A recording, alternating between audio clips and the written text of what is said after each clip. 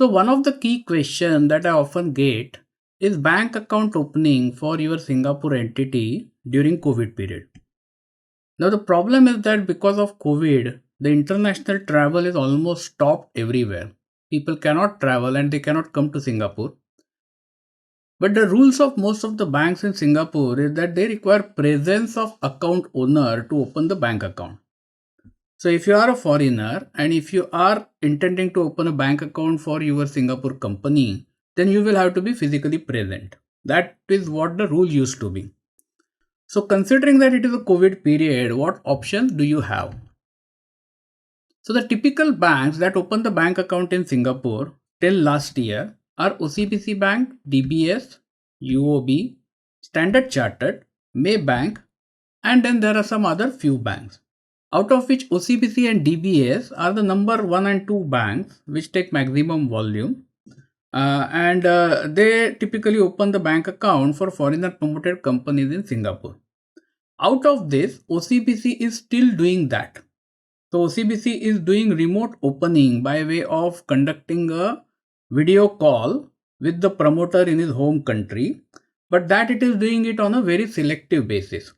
So if you are a promoter with no significant business background which can be verified on the internet, most probably OCBC might reject the account. That is what the trend we have seen, especially when opening the remote bank account.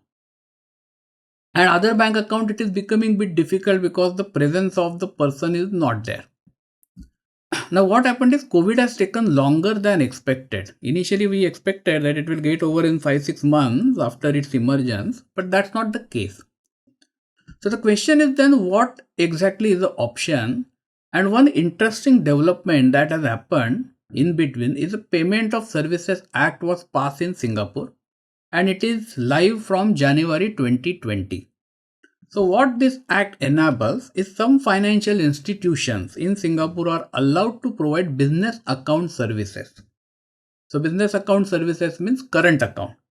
So these banks are not allowed to, issue personal accounts or investment accounts or fixed deposits and so on. But they are allowed to issue business account services. And three players who are currently prominent in this are these three. So let's have a look at one or two websites. So I will shift to the Chrome browser. So this is the TransferWise business page. And you can see that they're offering an international business account in minutes. And you can create by logging in from here. And you can also get a business debit card.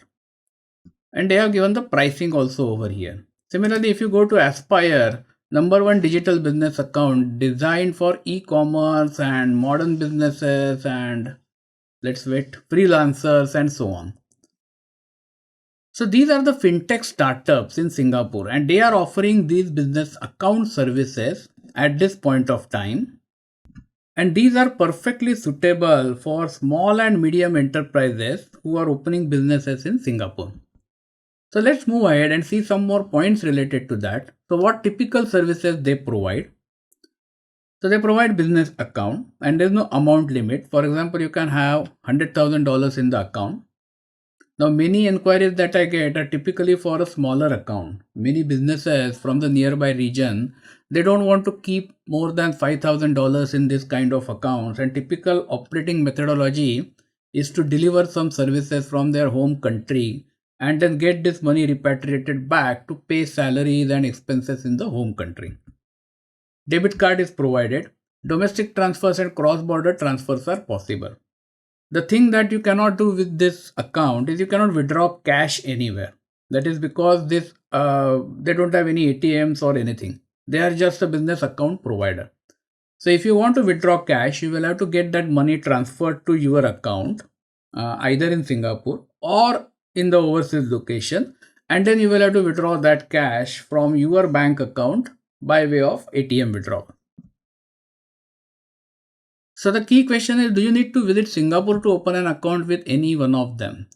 So the account opening happens online. Either they will have a video call or they use some technology by which you have to take a selfie of yourself along with your passport, and they use some technology to check the authenticity of passport and your face matching.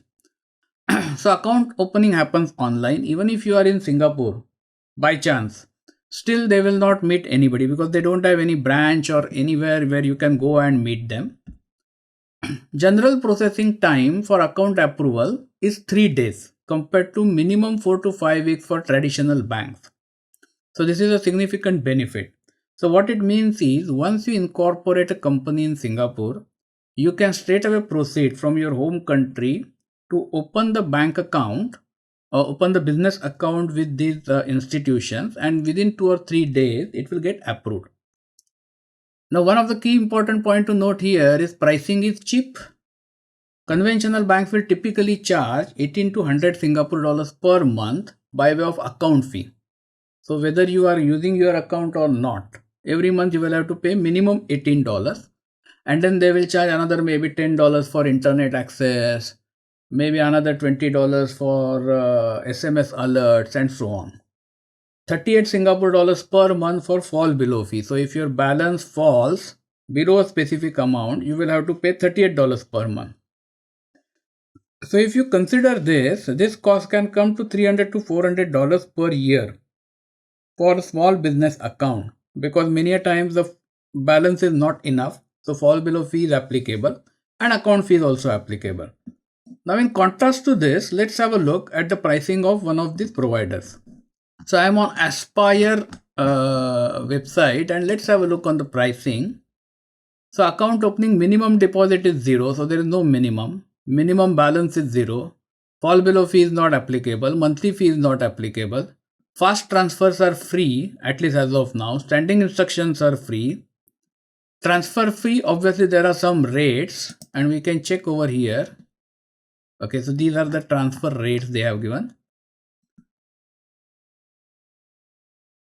And they provide unique account number, multi-user access, team cards, maker checker kind of arrangement where one person prepares the transfer and another person approves it, zero integration, dedicated support, mobile access, Google Pay, and so on. So as you can see, those institutions are providing quite cheap pricing, which can be attractive to many small businesses. So the next question then is your money safe? Because people then obviously get worried that because they typically have a notion that banks, the money is safe, but here you don't know.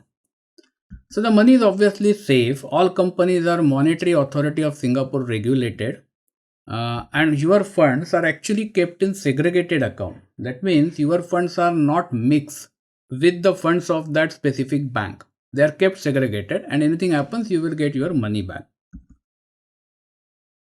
So in summary, business account with these organizations is an excellent option for small businesses while opening Singapore company, especially during COVID period. If after this, if you really feel that you need to have a requirement to have a proper bank account, maybe because of your business requirements, after the travel has started, you can plan a visit, open that bank account, but till that time, you can use this business account. Thank you for watching this video. This video was brought to you by Epica Consulting Singapore. Subscribe to our channel today to get notified when new videos are posted.